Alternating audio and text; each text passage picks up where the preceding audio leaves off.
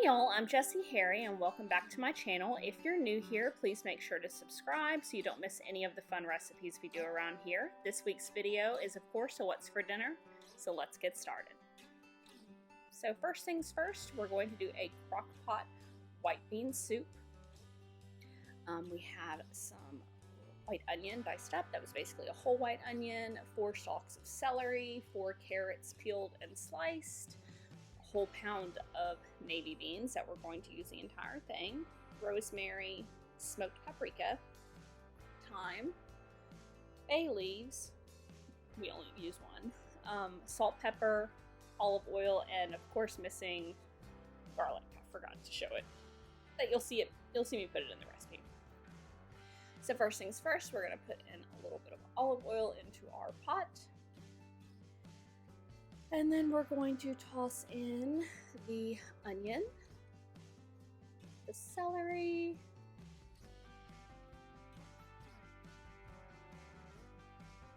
the carrots, and then we're popping in that garlic that I forgot to show you earlier. The whole thing of white beans that I rinsed off really well, a bay leaf, the thyme, rosemary, smoked paprika,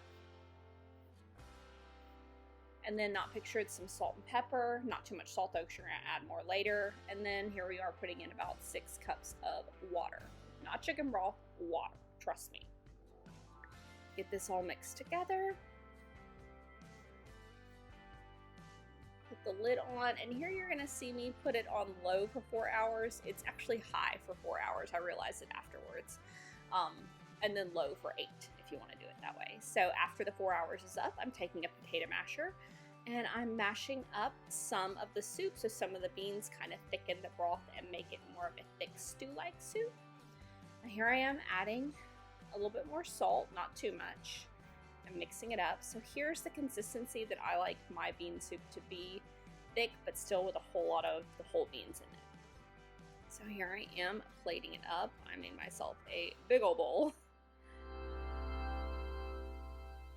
And I topped it with a ton of hot sauce. So for so little ingredients, especially because I didn't use chicken broth, this was so good.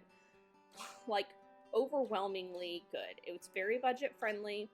The next day I actually ate it with a little bit of green onions on top, hot sauce on top of course, but if you're looking for some budget-friendly recipes that are really easy to make, this one is for you and your family. Next up is going to be beef lo mein. So we've got some fettuccine noodles, or you can use lo mein noodles. They didn't have lo mein noodles at my store. Sirloin steak already sliced up, some broccoli fresh, some brown sugar, some water, and chicken broth that we don't need. So go on a journey with me to my spice cabinet to get beef bouillon cubes. There they are. Alright, so we're gonna come on back. And beef bouillon, not chicken bouillon. Use chicken if you're using chicken instead of beef. And then we got minced garlic, soy sauce, sesame oil, carrots, and white onion. So let's get this thrown together. First things first is we're gonna make a sauce. I'm gonna boil that water, and then I added the beef bouillon cubes and the brown sugar, not thinking that the water needed to be boiling for the beef bouillon cubes to turn into beef broth. So after this, I'm gonna put it back on the stove and let it boil until that becomes broth, and then we'll come back to it to finish it off. But anyways, while that's boiling, I already had a pot of water boiling, and I'm going to get the fettuccine noodles in there and going. So now, that is now beef broth. So we're tossing in the soy sauce now. And of course, the brown sugar was already in there. Also, I did double this recipe sauce-wise. I doubled the sauce. I always basically double the sauce. I love sauce. How many times can I say sauce? Gonna get that just kind of gently mixed together. The brown sugar is already disintegrated, so we're good to go. Alright, so next I'm gonna put a little bit of sesame oil in a pan and toss in that beef. Get it cooked up.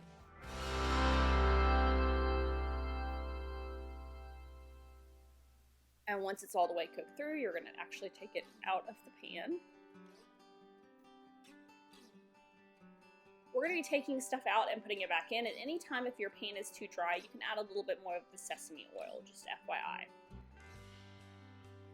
Now we're going to toss in the onions and get it coated in the sesame oil. And of course, there's still some of that beef broth or beef fat in there, so get that coated. You want those to cook until they're a nice golden brown. And we're going to take out the onions. Alright, now I'm tossing in the carrots. We're just basically going to cook those until they're softened.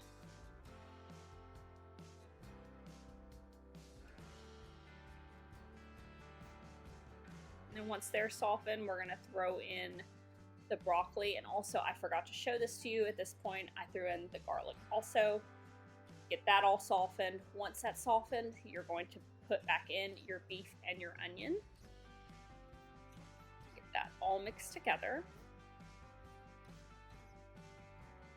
Once that happens, I'm going to pour in the sauce and stir that all together, also scraping that bottom where the brown bits are to really add depth and flavor to the recipe.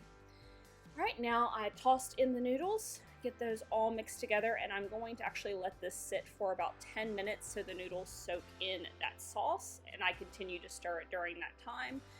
As you can see right here, they've definitely soaked in the sauce. They're a much deeper color than the last time you saw them.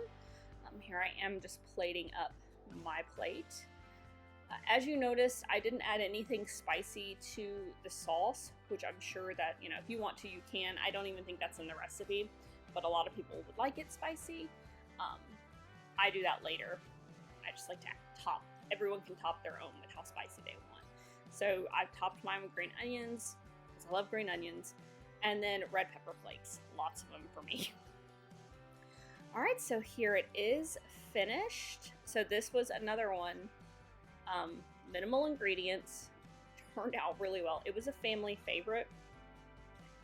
And my family normally doesn't like stuff that has like brown sugar in it, but this turned out really well.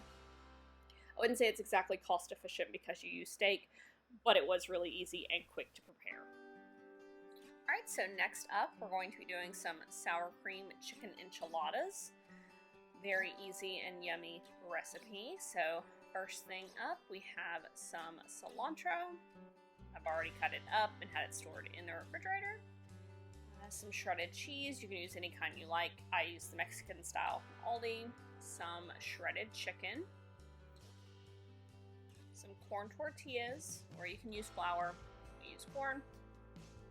Some sour cream. Salt, pepper. Minced garlic. Olive oil.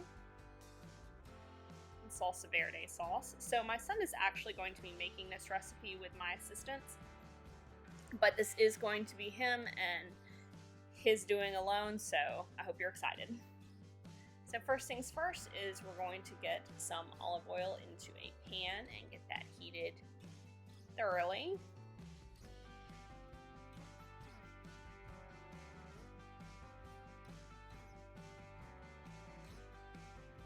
Next, we're tossing in some garlic.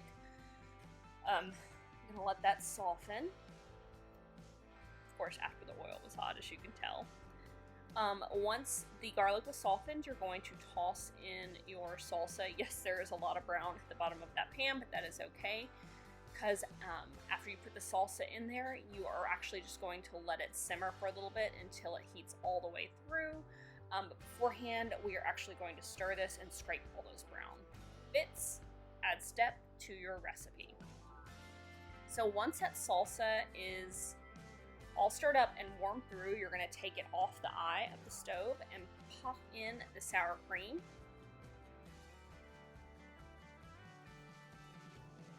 And then your cilantro, of course not all that cilantro, but a little bit of it. Get that all stirred together. This is going to be your sauce, and you're actually going to pull out a cup of that sauce and set it to the side.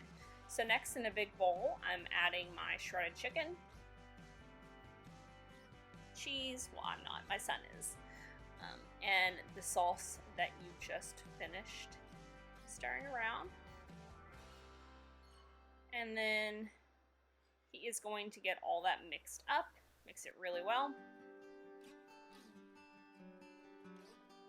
It's a big old bowl. And we did make a lot extra than what the recipe had, just so FYI, yours won't be this massive. He's taking some of that reserve sauce that we pulled out and coating the bottom of the pan with just a little bit. And we warmed up our corn tortillas, and he is going to start putting the filling into the corn tortillas. If you use corn, make sure to warm them up so they are more pliable and don't crack as you're trying to mess with them. We only warmed up 6 at a time until we didn't need any anymore. Otherwise, they're just going to break. If you do flour, you don't have to do that. But there he is wrapping it up, and he's going to put it in the pan seam side down, and then he'll do enough to fill up the whole pan. Now we're going to take the rest of that salsa that was reserved, and he is just spreading it over the top of the enchiladas. You can just, of course, take more out if you would like to have more on top. We just followed the recipe exactly. Once that's done, get your cheese, sprinkle it all on top.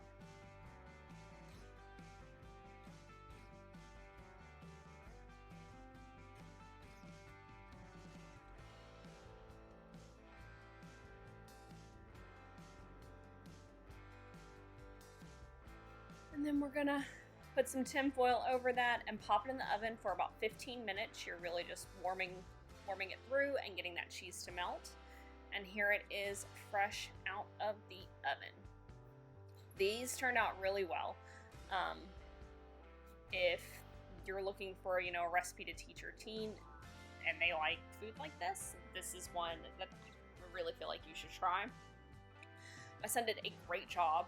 He also made these beans that I'm plating up right here, seasoned them himself. They were really, really, really good. They didn't even need any extra sour cream or cilantro or anything like that. I ate the beans just how he cooked them. But like I said, I'm not saying they turn out phenomenal because it was my son. Honestly, these were really good. I ate 3 of them, and I know they look small, but they are filling. But everyone in the family enjoyed them. They were easy to make and budget friendly, honestly. You saw really minimal ingredients. Just little black beans on the side. We're good to go. Alright, so lastly, I made a fried pork chop sandwich that's from Mandy in the Making's Favorite Family Dinners video. I'll link that below. I didn't show me cooking it because you can just go to her video because that's where I got it from. These were phenomenal. Like phenomenal. The pork chop was so tender because you soak it in buttermilk. Please go to her video, watch it, make these, and tell her how good they are. They're phenomenal. Alright, thank you so much for watching this week's What's for Dinner. If you like this video, make sure to give it a thumbs up. Don't forget to subscribe. And thank you so much. Bye!